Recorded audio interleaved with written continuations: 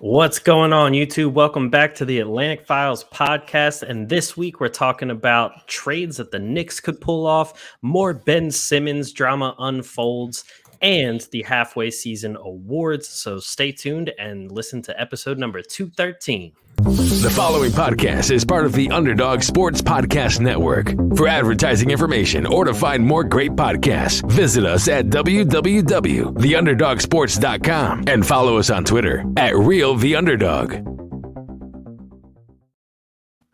What's going on, everybody? Welcome back to the Atlantic Files, the number one podcast, the number one division in the NBA, brought to you by the Underdog Sports Podcast Network. As always, your host, myself, Alex Fishbein. We got Dennis Clausen. Mike not here this week. Tax season, so Mike's going to be a little busy. So I tell you, though, he knows his way around a W-2, though. I tell you that. That is true. The man is pretty talented at that.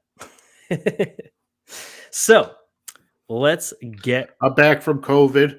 Yes, that is true. We have to bring that up. Now, all three of us have had COVID, come back from COVID. We're back in the mix of things. Not only am I back from COVID, but I look better than I did before I had COVID.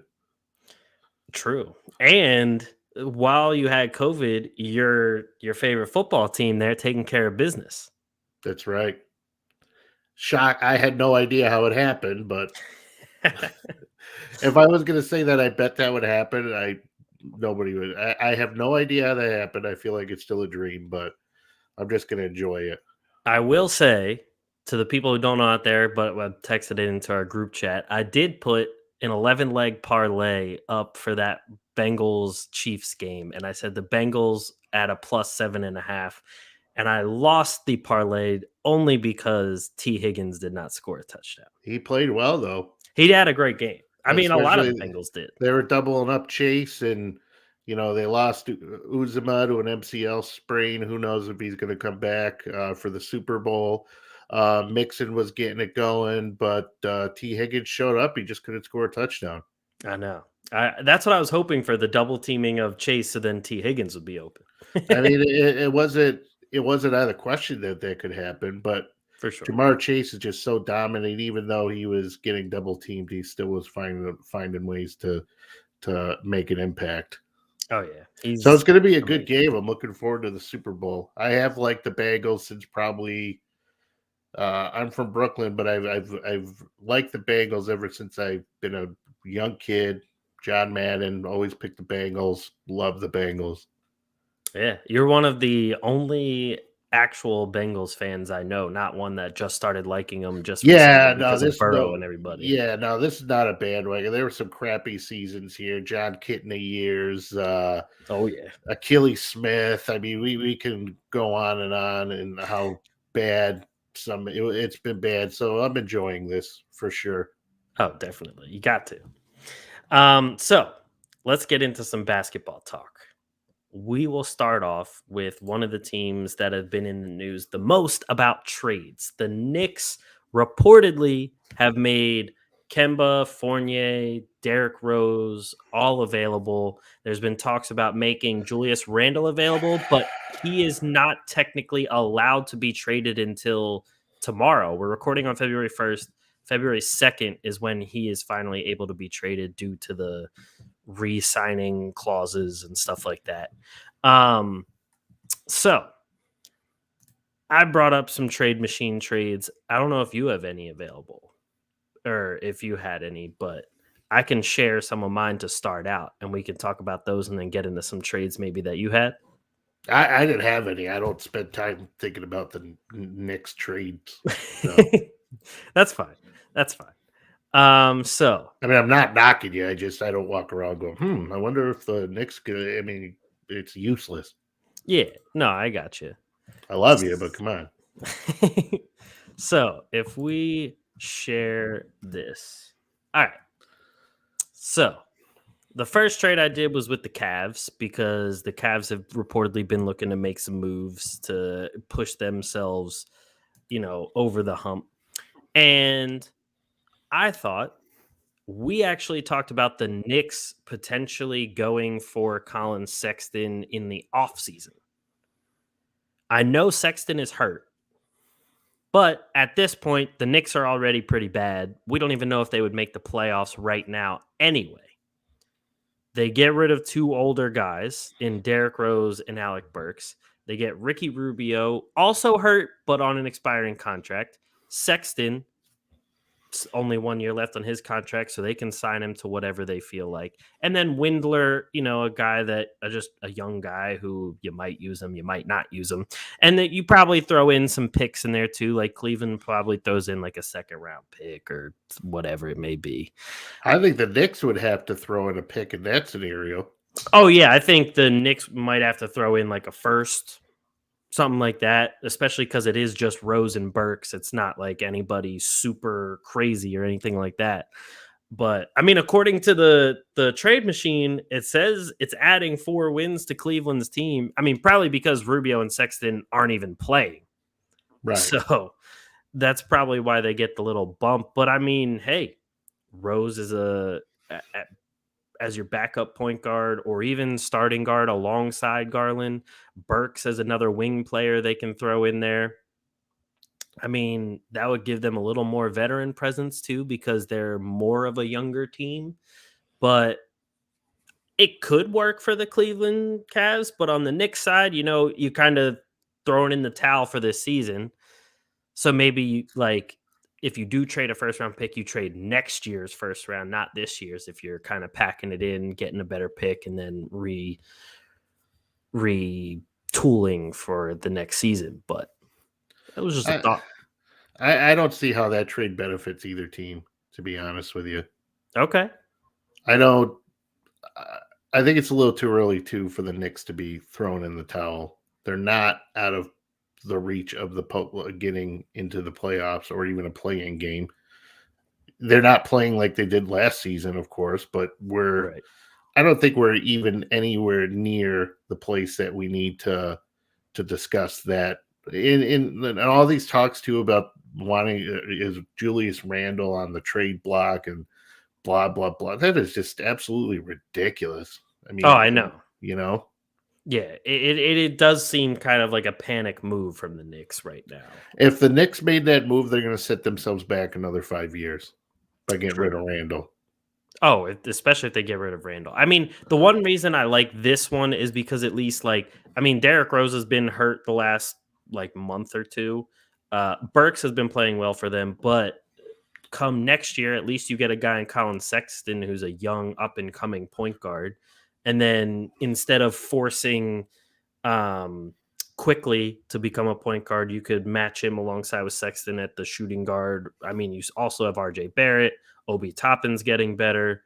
You still have Fournier and Julius Randle and Mitchell Robinson and Nerlens Noel. So it could be good next year. It just wouldn't be a this year move. Yeah, but I don't think I think the problem is with the Cavs. I don't think they're getting anything that would really benefit them, because by the time Rose comes back, who the hell knows how long Rose is going to be out, and even if he does come back, who knows what his workload's going to be like. I think the Cavs just need to sit on Colin Sexton and figure out how they're going to make it to keep him in Cleveland, because they're playing really great right now. They have a lot of great players on their team. True. And I think adding a guy like Sexton into the equation only makes them better. That's true. I mean, that's definitely a good point. And I would even try to keep, if I were them, I would try to figure out a way to keep Rubio. I mean, he was playing fantastic too before he went down. That's a very good point. Yeah. I mean, Rubio was big time for them, especially in a couple games. He put up 30 points, drained a ton of threes, and won them a couple games. So the Knicks should be making a move right now to try to get some consistency, and they need somebody else who's going to be consistent outside of, well, he's not been consistent, but when he is consistent, they need somebody to kind of take some of that pressure off of Randle. Mm-hmm. On those nights when he's not playing well. Mm-hmm. RJ Barrett's not the answer. Right. Definitely not. If anything, if I were the Knicks, if I was going to trade anybody, I'd get rid of RJ Barrett and get Colin Sexton. That might not be a bad idea, especially if you have other guards coming up like quickly and people like that. I mean, I honestly think I know you've been high on quickly and stuff, but mhm. uh, I think it's just I don't see him being anything. I think he's kind of hit his ceiling. Okay. I don't foresee him doing it, at least in New York, because the way things are going with rotations and things like that. There's no consistency anywhere. Well, that's what I think the dumbest thing so far is this whole rotation that the Knicks are running, especially when you have Tibbs just coming out and saying that it's unlikely Cam Reddish is even going to make the rotation. That is stupid. What was the point of making that whole trade to get Cam Reddish in the first place? They traded away a pick. I mean, what's he trying to do? Get a fire out of him or something? Yeah, like I that. mean, I feel like that doesn't motivate anybody you just traded for. you're going to play Quentin Grimes. Yeah, I mean, he's got a spot in the rotation, but you're not going to put Cam Reddish in the rotation. Exactly. Like you're still playing. Got like Taj Gibson is still getting playing time, but you're not going to put Cam Reddish in. Well, that's his boy, so no way in Well, yeah, hell he's not going to play but Gibson. I feel like that's just kind of digging your own grave as a coach. Just saying like, yeah, I'm not playing this guy, and Thibodeau better then watch it, man, because he'll get his ass will be right out the door. oh yeah, I mean he's known as a coach that overstays his welcome. So I Yeah, mean, but I mean, it shouldn't be this soon. well, yeah, I mean the second year would be pretty bad. But with fucking straight shot running shit there, Yeah, you know, uh, you know, who knows? who he doesn't know I mean, who the hell knows what's going to happen? I mean, the Knicks are just they're back to being the Knicks. Yep. So here's another one that I put together. This one again, I All mean, right. doesn't exactly like do a whole lot for the Knicks, but you get rid of Fournier, who's very average, and you're paying him 17 million a year for 4 years.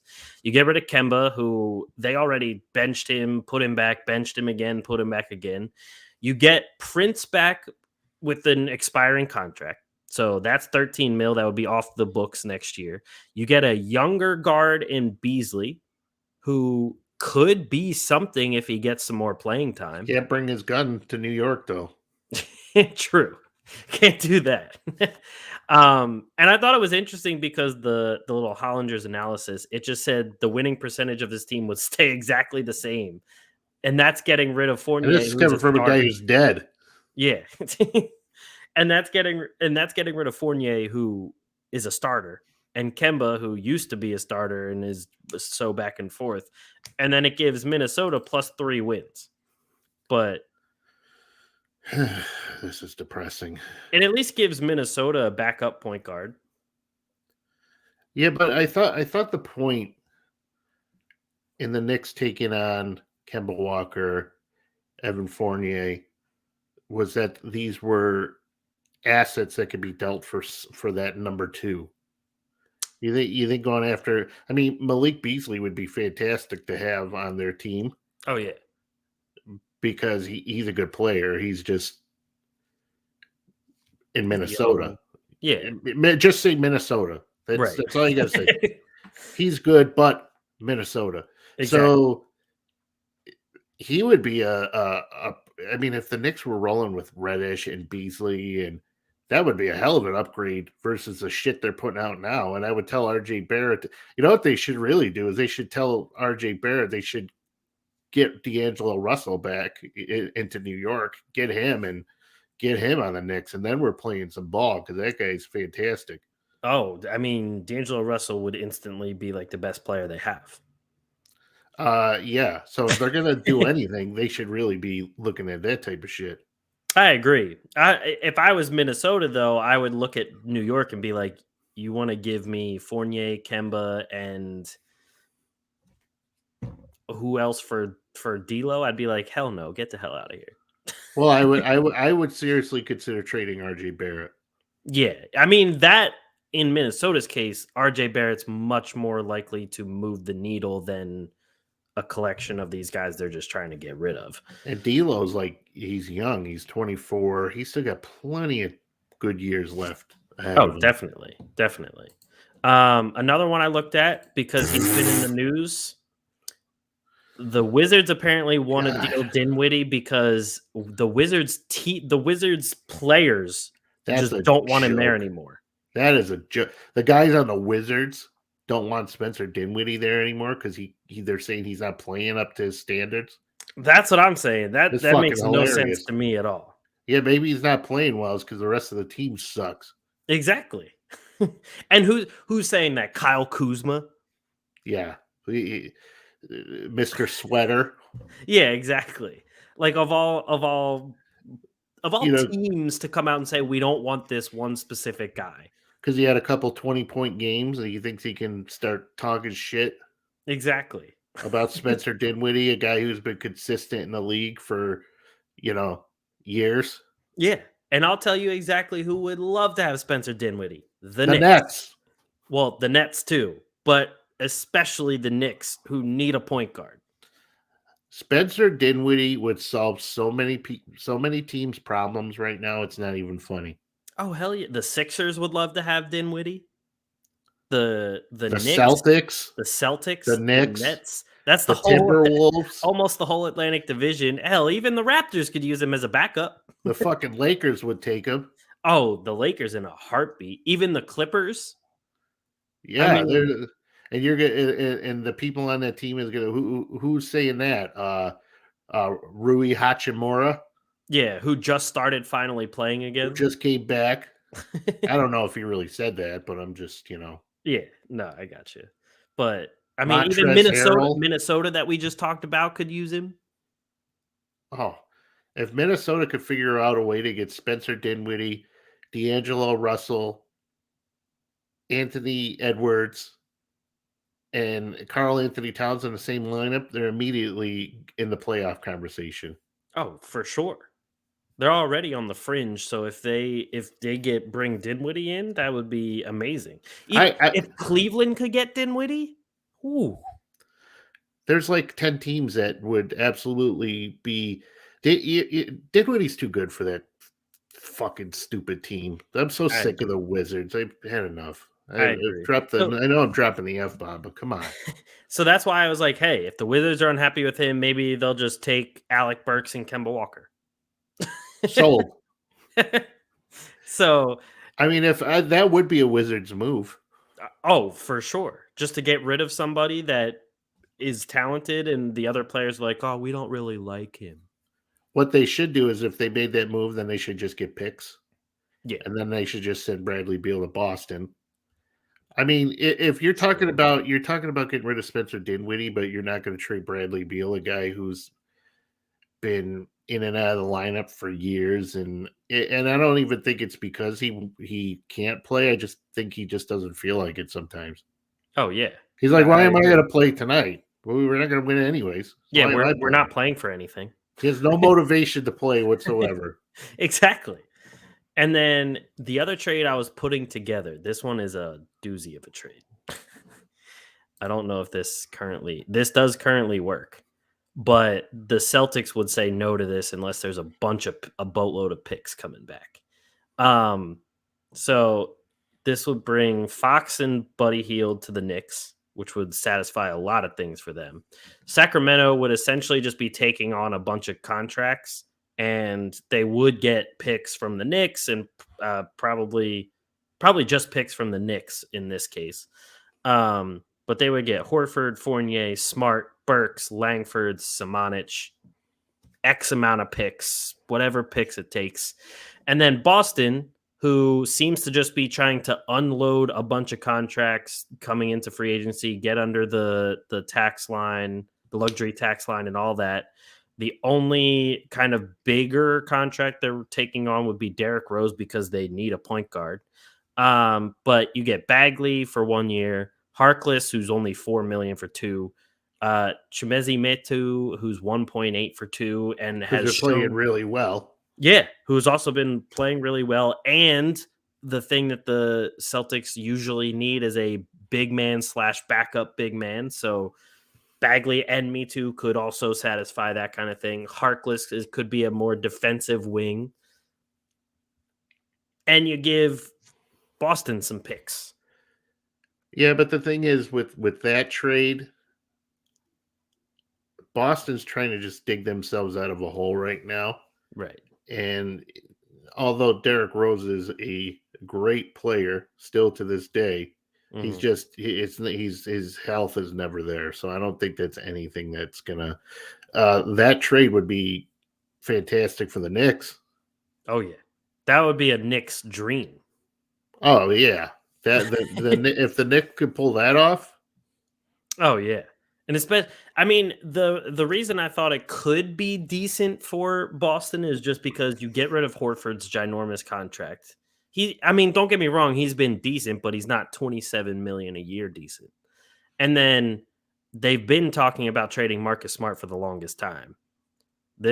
I mean, Sacramento gets a defensive point guard / shooting guard and Marcus Smart. You still got Halliburton there. You still got uh, Davion Mitchell, and you got the center that I'm blanking on his name, Holmes. Richaun Holmes. Yeah, Rashawn Holmes. You still got some decent players there, and then you load up on some picks. My whole thing is though is I don't know why all of a sudden like the Kings are seem so eager to deal De'Aaron Fox, I especially don't when either. over the offseason he was like on the untouchable list. Oh yeah, and I mean, they just signed him recently to that 28 million a year, 5-year contract. And that's a discount for the type of numbers he can put up. Oh, for sure. And it's That just like this year specifically, he had a slower start, so now it's all of a sudden like, trade him. yeah, I mean, granted, like, and even Buddy Hield's not a bad player. No. He's just Buddy Hield. Yeah, He, exactly. like if he went to the Sixers or to the Mhm. Knicks or somewhere like that, Oh yeah. be Someone a that needs just a difference little more maker. shooting. Right, difference maker. Exactly.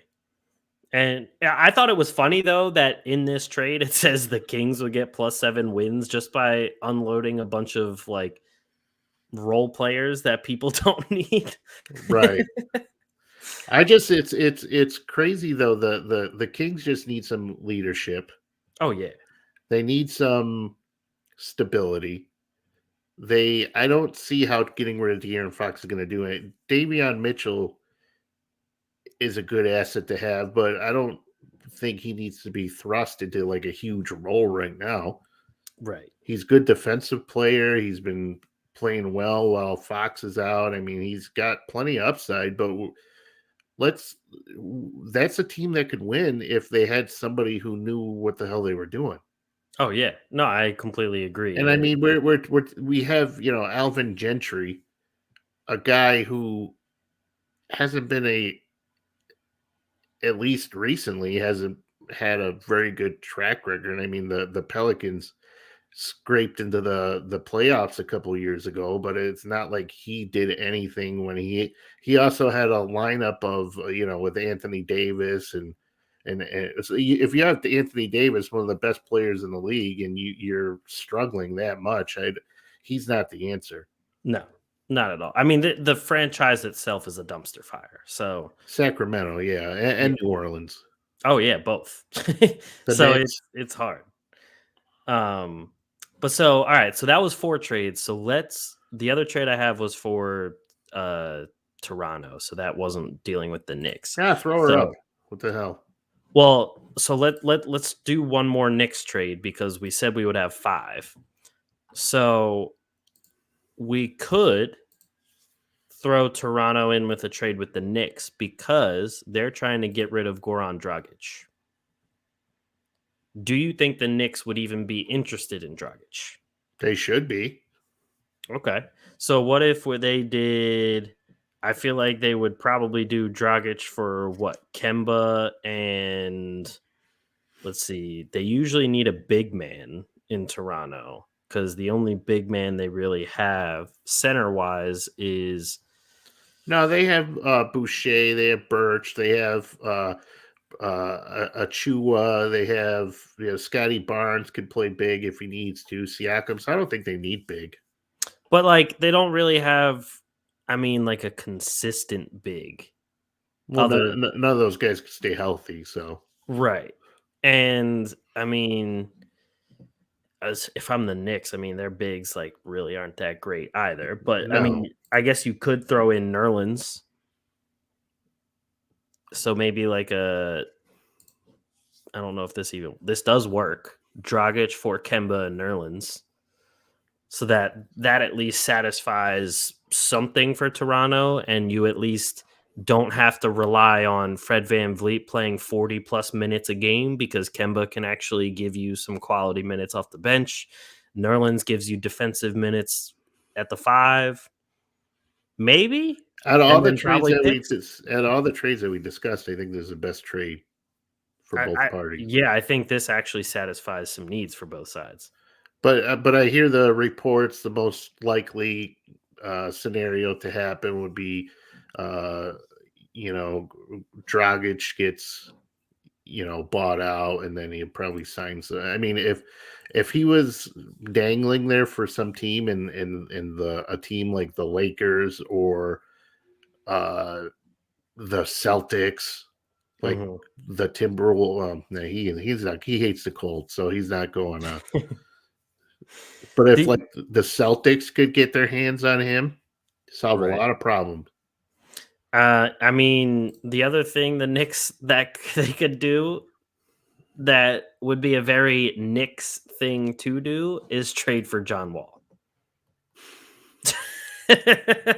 And just trade Fournier, Kemba, Rose, Burks, everybody for John. I don't know how this gives the Rockets minus 15 wins. Not even playing.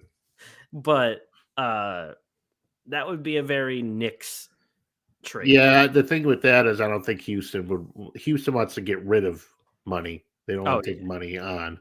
Yeah, they're not going to take on 48 million more of garbage. Yeah. I mean, I hate to talk about Kemba Walker like that, or Derrick Rose, but because it's not their fault. They're weathered. They've put a lot of miles on their body, so I can't.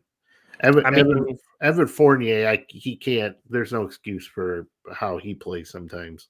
I mean, they could do like Eric Gordon and Daniel Tice, because Daniel Tice has been in the news about getting traded, a little bit lesser of a contract, an actual center that can score points for the Knicks.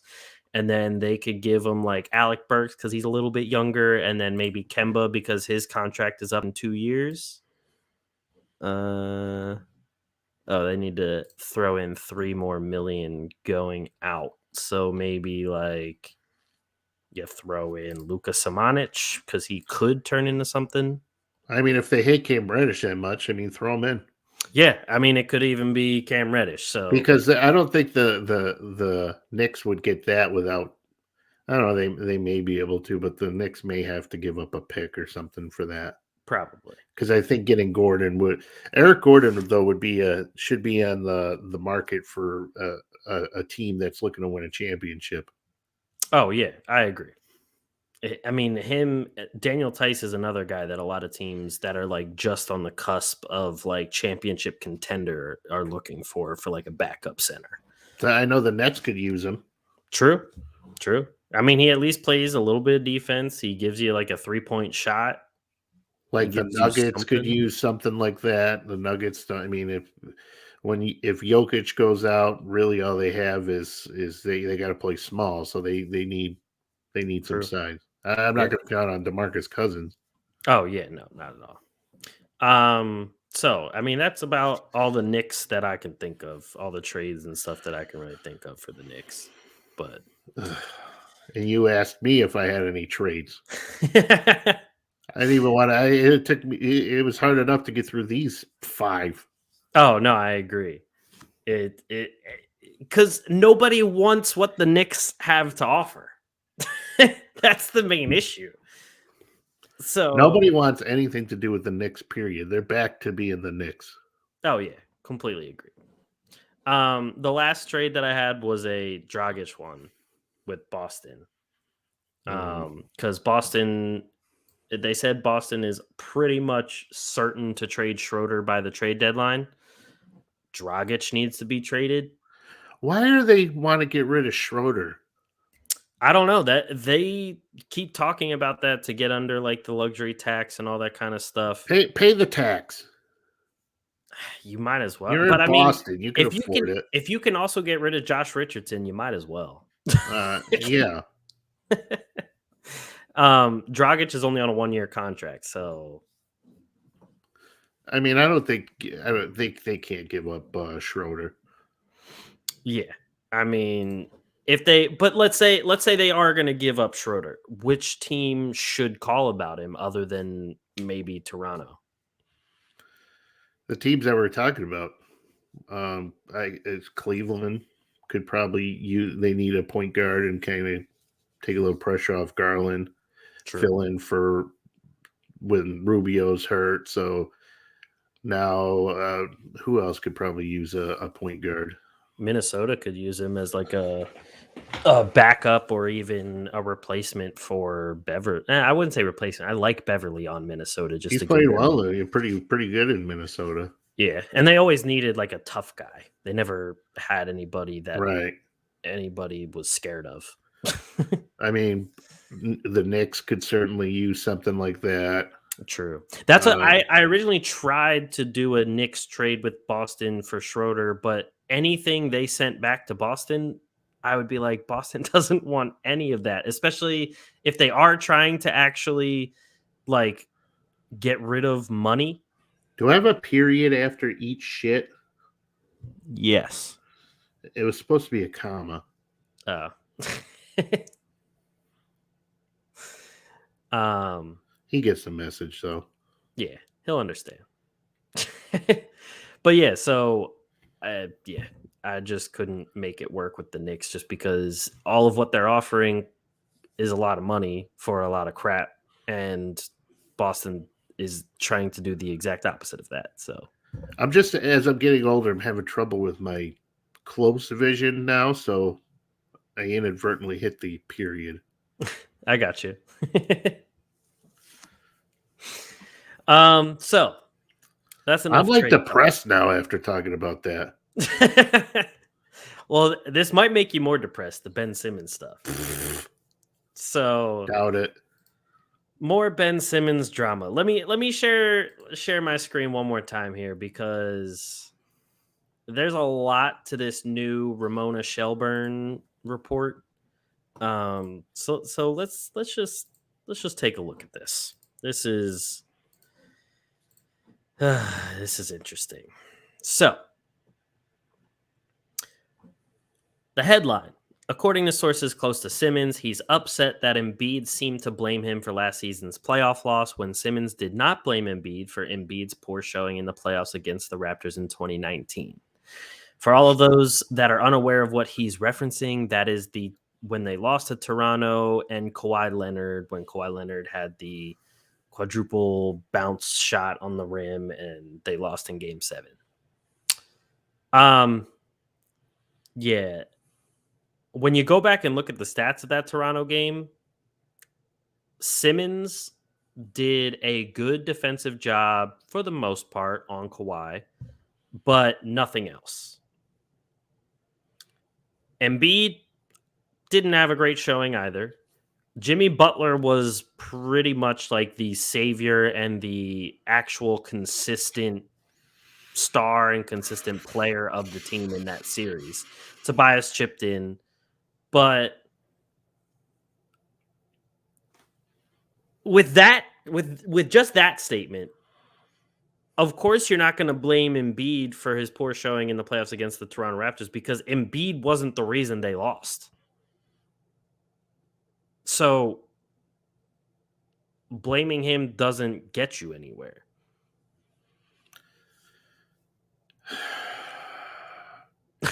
There's a lot to take in here.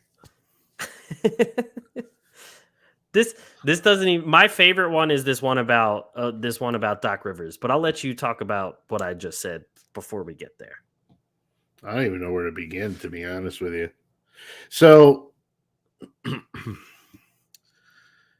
So yeah, you know that I'm a Ben Simmons guy. Yep. I think he's a good player. He is a good player. I think he's a great player. in certain areas. Agreed.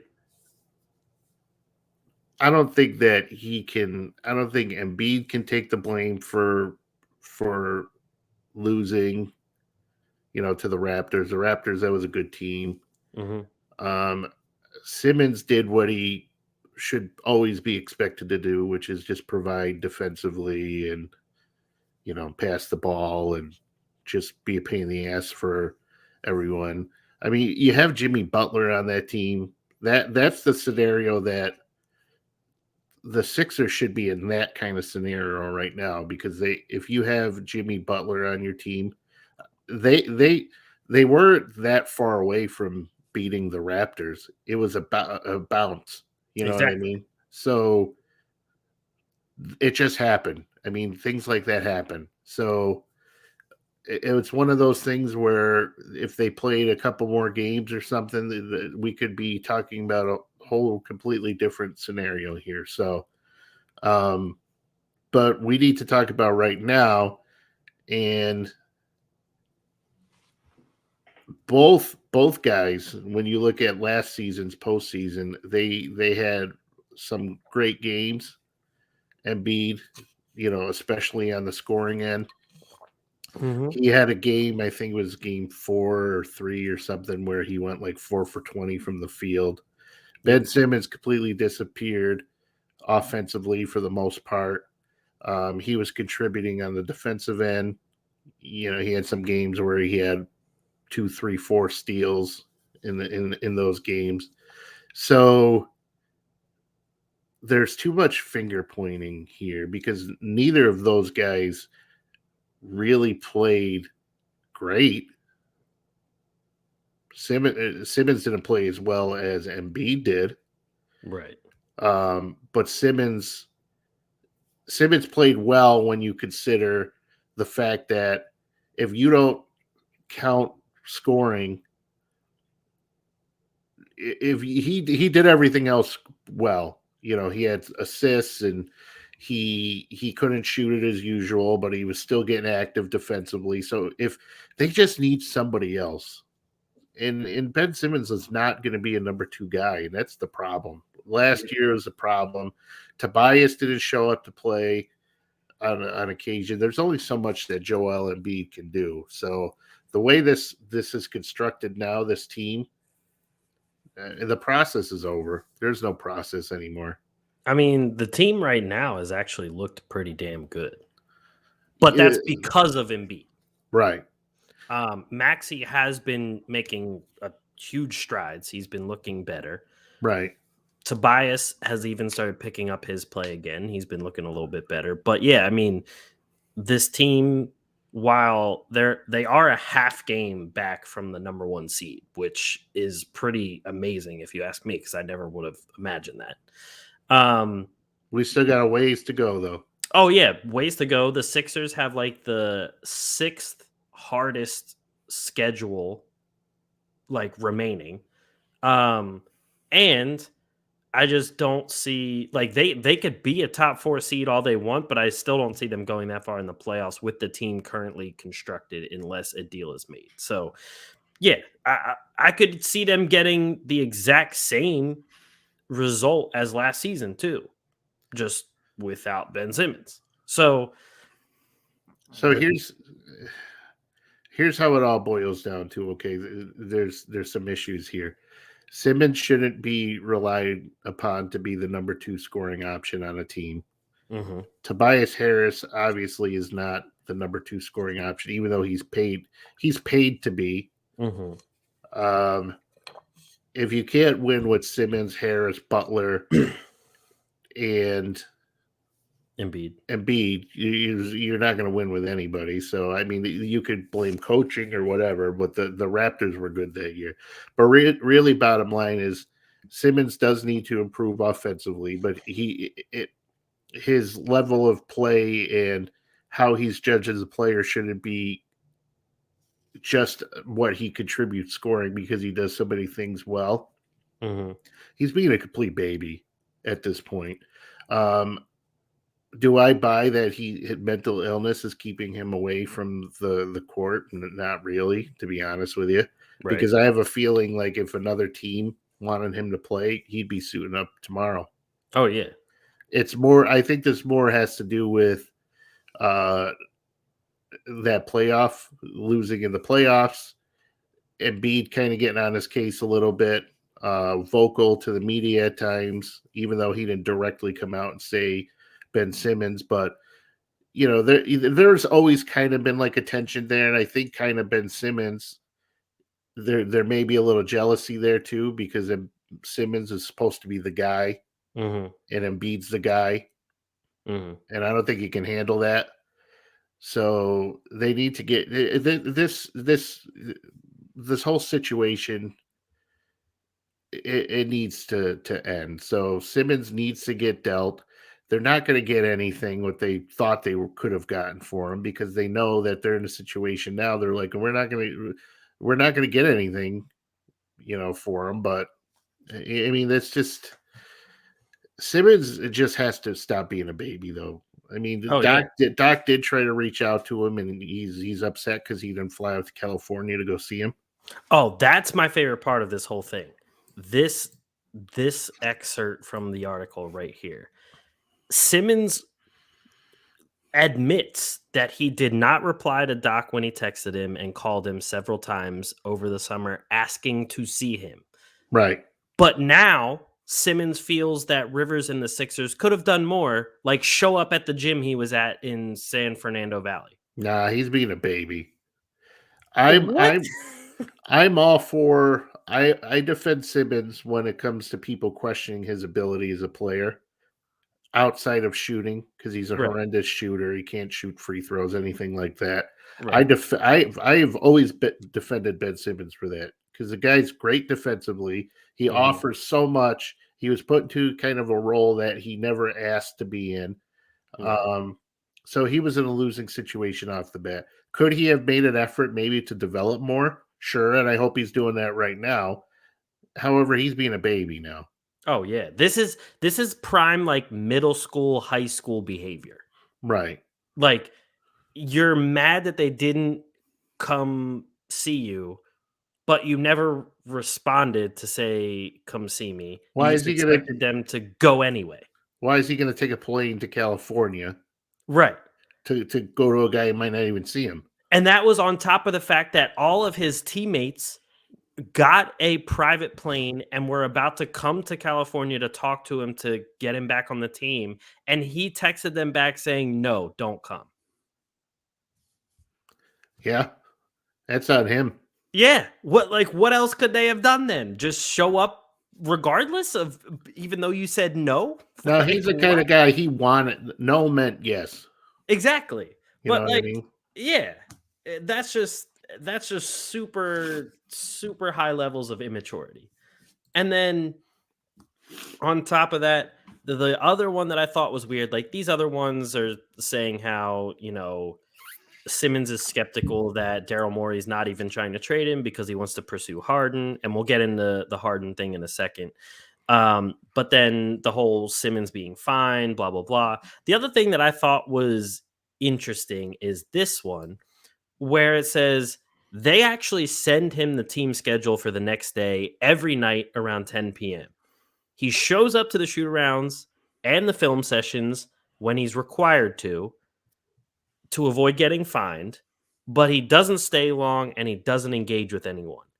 That must be the most awkward thing ever, to be a part of the team and just like seeing him come in, or even the team staff seeing him come in, and then he just like sit in the back of the class, don't talk to anybody, don't do anything, and then just leaves. But like, you all know he's there just so he avoids a fine, but at the same time, he's never going to play, practice, whatever. Well, that's where ownership too has to say,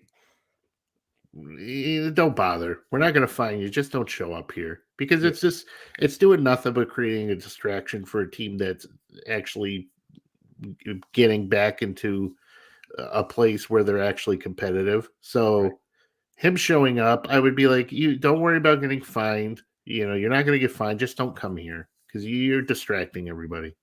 Exactly. The whole thing is weird right now. The whole thing is childish, and I'm every article I see now, every news update I see, I'm just rolling my eyes more and more and more, and I'm just like, please, just someone come out and say we're not trading him, we're trading him.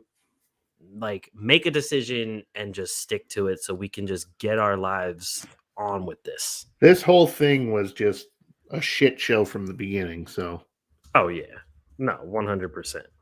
So that brings me to the whole thing with James Harden and Daryl Morey and the Sixers. There's things going around that, the moment James Harden, if he does sign with the Sixers, other GMs are gonna talk to the league about asking about collusion, because apparently Harden and the other part owner of the Sixers, Michael Rubin, are friends. So people think that they've been talking the whole time. Um, and obviously there's this whole thing about, Morey waiting to just trade Ben to get Harden in the first place. But the thing is, all right, Morey's never actually said anything about Harden. Everyone has just been reporting about their sources. The other thing with Harden is it's not like you can just go into free agency and sign with the Sixers. They don't have the money to just sign James Harden out of nowhere. So it right, has to be a sign and trade right, with Brooklyn. right. So whether they're colluding with Harden or not, the Nets front office has to agree with it. There's collusion all over the place. Oh, yeah. The All the Lakers time. colluded with Anthony Davis for like 2 years. Yeah, there's. I mean, when these guys go out in the off season and they're on a banana boat, you don't think that's collusion? Exactly. You know what I mean? So, yeah, there's collusion all the time. So let's pretend like let's stop pretending like there's not. You Right. know, this Harden thing is interesting to me though, because it takes me back to a time when you kind of wondered how, and this all has to do with Kyrie Irving.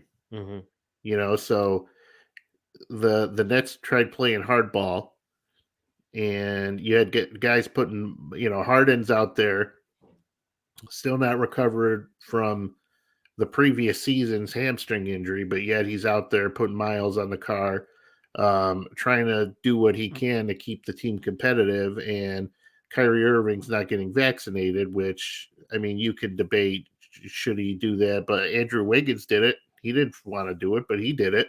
True. So, the window of when that team could possibly win a championship is closing. So I'm sure there's a lot of animosity there between Harden and the fact that Kyrie continues to get coddled. And now he's like, what the hell? I literally put my body on the line for this team. I went out there and I played and I wasn't healthy, and this guy can just come and go how he wants. And now first the team said they were going to take him, and now they're going to take him back.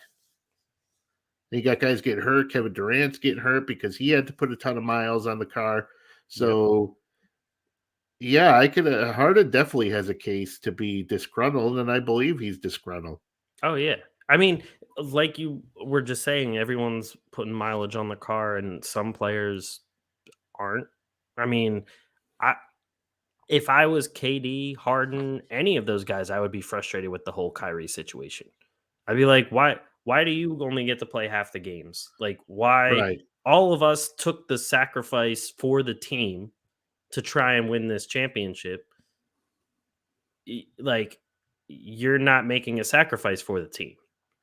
Right. And then they were talking about, Harden, why wasn't he playing the other night? Was it a hamstring? Was it a hand? Well, I mean, what is it? So now they got to watch what they're doing here. And the Nets, the front office totally blew with Kyrie, because they should have stayed.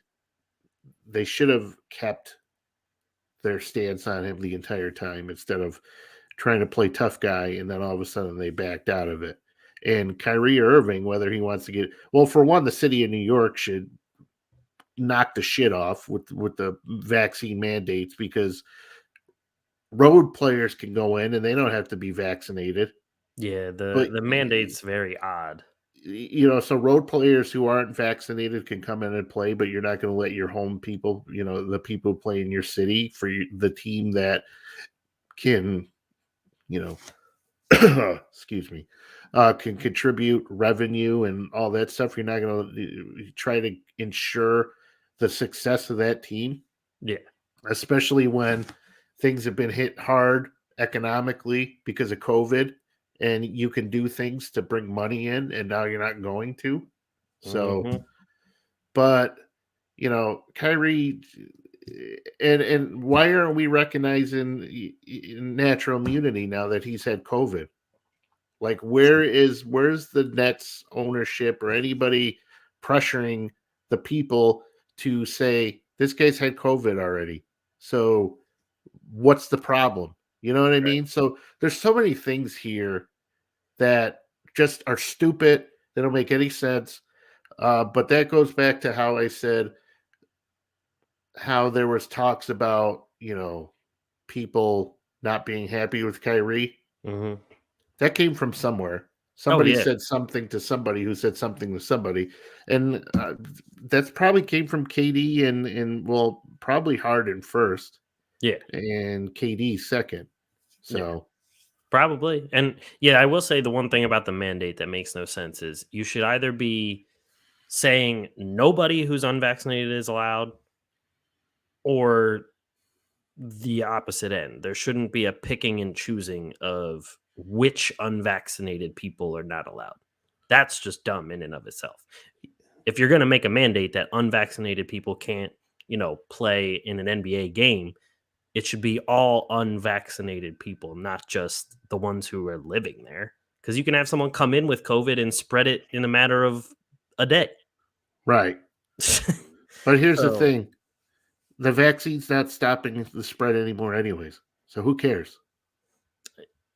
Yeah. I mean, it's being spread like crazy. So yeah, but,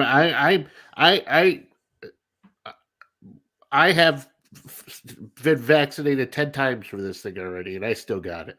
Right. So it's, you can't, it's never going to stop. Yeah. And it's, your people are going to get sick whether they're vaccinated or not. So, and I'm not going to go down that road, but all I'm talking about is the guy's had COVID already. Mm-hmm. So if he's going to have antibodies, he's going to have them at least until the end of the season, which is in 3-4 months, which is usually when things start to dip in your immune system anyway. So who cares? Right. Or at least just do it like a lot of other places are doing it, where you have to have a negative test before you can go play. Well, those tests too, they're garbage. No, I know, but like at least it's something. You know what I mean? Like at least it's How about we just not? Line of how defense. about if you're not sick, we don't have to test you? That could also be it. I mean, why are we tested? Why are we testing? If he doesn't have any symptoms, don't test him. The NHL is doing that. Yeah, but whatever. I definitely understand Harden's frustrations, and my whole thing, like we were just saying with the collusion and everything, just to wrap that up, is just like either way, Brooklyn has to agree to a deal. Because they can't just sign Harden because they're still wrapped up in all the money of Tobias, Joel, and Ben Simmons. Unless Harden just says like, yeah, I'll play for $8 million a year. That would be collusion. Right. That I'd be like, yeah, that's a red flag. Right. But other than that, Brooklyn has to agree. Yeah, I'll play for $8 million, but hey, we'll get you a shoe deal. Right. For $300 trillion a year. So exactly. So either way, yeah, it's a slippery slope, but Brooklyn has to figure out how to keep him happy, because if he leaves, then what? It's over. Yeah. Then they have all these older guys with all these bloated contracts, and then you're back to square one. But that's where, guys like KD and Harden, they have the right to be pissed, because they're like, we came here to do this for a reason, and now you're not doing it. Right. Exactly. You're not sacrificing for the team, but we are. Right. So, all right. So to finish up, we'll do these a little rapid fire. We're a little over halfway through the season. All-Star break is coming up and everything. So we had, for anybody who's listening, for who's watching, we made our predictions for awards in the beginning, right before the season started. So as of right now, who do you have as MVP?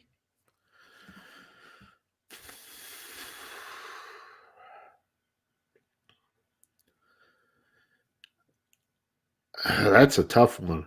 It is MVP is really tough this year.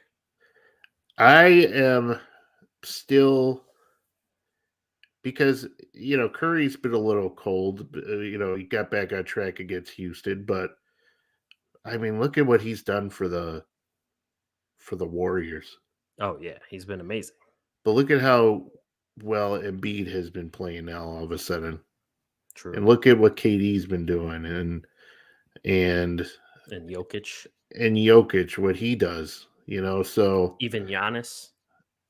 Yeah, I'm not, honestly, I'm not going to answer that because it's just, I can't. I mean, it's going to be voter fatigue for Giannis, if we're being honest, with like the actual way the NBA goes with voting for MVP. I think right now, though, if you look at it, the favorite probably at this point would be Embiid. But we're still in January, well, February now. So much could change. I mean, agree. So if things keep going the way they are, I would probably say Embiid. Okay. I think that's something we agree on. I had Curry in the beginning of the year too, and even the first 2-3 months, it looked like Curry by a long shot. And I'm not writing him off either, though. Oh, I'm not either. He could definitely get right back to that crazy hot streak he was on. Right. But as of right now, the midway season award, I'd probably give it to Embiid. So who's your most improved player of the year?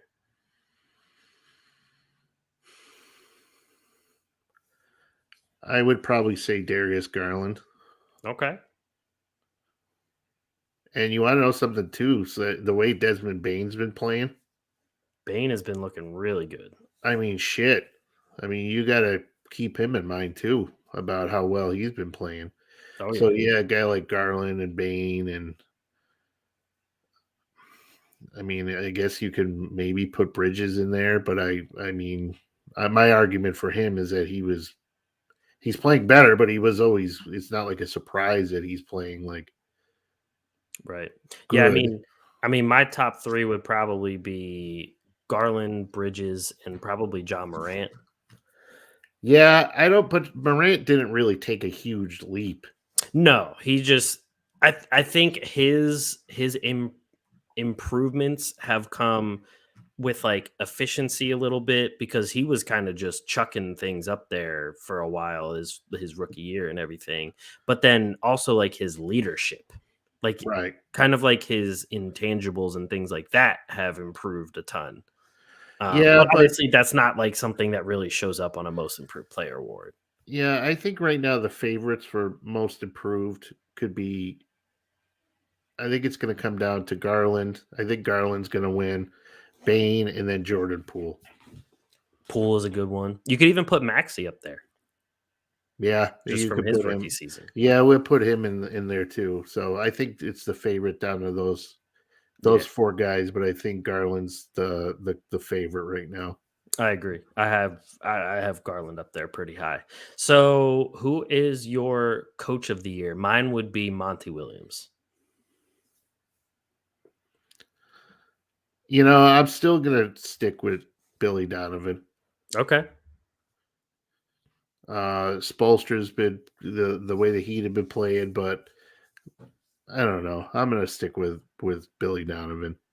No, Donovan's a solid choice. I mean, it's not his fault what's been going on there. So yeah, it's not his fault. Grayson Allen decided to be a dick and take down Caruso again. Right.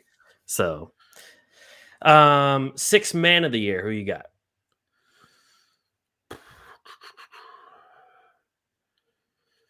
The one I've been hearing the most is Tyler Hero. It seems that way. I Brunson maybe. Brunson's a good one. So you could say, Hero Brunson, and then I'll do one more so I don't take them all. But your guy, Patty Mills. Love me some Patty Mills. He was my sleeper six man in the beginning. Yeah, of the I season. remember you said that, so that's why I'm gonna credit and say Patty Mills, but Patty Mills been playing fantastic. Oh yeah, I think you could probably put Jordan Poole up there for six man of the year. Yeah, but has he been a six man that long? You know what I mean? I mean, maybe let him be a six man a little bit longer, then we could. But true. Thompson's just coming back, which is what we talked about. That he's not a six man because he was starting a lot. Right. Yeah, that's true. Yeah, I mean, right now I feel like Tyler Hero is like probably the clear cut guy. And then there's a lot of guys that kind of follow him that you could throw in there, but they're just not up to that level just yet. So kind of could go back and forth on that one. Yeah, I think Hero's going to win it though, just because like he's the six. Like he won't start even if they'll put me out there before they put him out there just to keep him as the sixth man because he's so important to that role. Yeah, exactly. So I think he's kind of got it locked up almost. Who would you put as defensive player of the year? It would have to come down to Draymond or Gobert. Yeah, I was thinking Draymond, Gobert. Yeah, there's really not that many people I really think of, and like defensive player of the year stands out to me for them. I mean, if Alex Caruso is healthy, the way he was racking up steals and stuff, I mean, maybe he could at least be in the conversation. Not to bring another Sixer into it, but Matisse Thybulle has been a pretty great defensive player this year. Yeah, I'm okay with that. Yeah, I mean, he's been averaging like almost close to 2 steals, 2 blocks a game. So yeah, Caruso was like three steals a game. Yeah, he was crazy. And then am I missing an award? MVP, Coach of the Year, Sixth Man of the Year, Defensive Player. I think that's everything. Yeah. Yeah. Cool. So I think that's it for us, unless you got anything else to get off your chest. I'm hungry. So am I. I can hear food being cooked downstairs, and I'm ready to get down there. Since I still can't smell. You can't taste either. So what's the difference? No, I just get hungry. I just want to eat anything. Yeah, but you could eat a piece of cardboard. It's not gonna make a difference. I could technically, but I don't know how you do that. It starts off where you're like, okay, cool, I can't taste, so I'll eat healthy stuff, and then you realize the only thing that matters when you eat is the like consistency. So then you're like, wait, if I eat salads all day, it's literally just smooth, crunchy leaves with some salt that comes from the salad dressing. Then you get bored of it and you start eating things that you liked before because you remember what they taste like. So it's like you're tricking your brain to thinking you're tasting it, but you just remember what it tasted like prior. I think that's the worst. I honestly, when I was scared shitless that I was going to lose my taste. Oh, it sucks. I don't wish it on anybody. No. Yeah, it's bad. But it is what it is at this point. Yeah, whatever. Yep. But that's it for us. Thanks, China. Exactly. Thank you, everybody, for listening to another episode of the Atlantic Files, the #1 podcast and the #1 division in the NBA, brought to you by the Underdog Sports Podcast Network. If you're watching on YouTube, please drop a like, subscribe below. If you're listening, we are everywhere you get podcasts, so make sure you rate, subscribe to us on there as well. That helps us out. Did you say rape and subscribe to us? No, I said rate and subscribe us. I meant to say subscribe to us. Don't want to be raped. Well, Make that. You know what? Never mind. Have a great night. Have a great night, everybody. Yeah, We take care. appreciate it, and we'll catch you guys next week. Peace.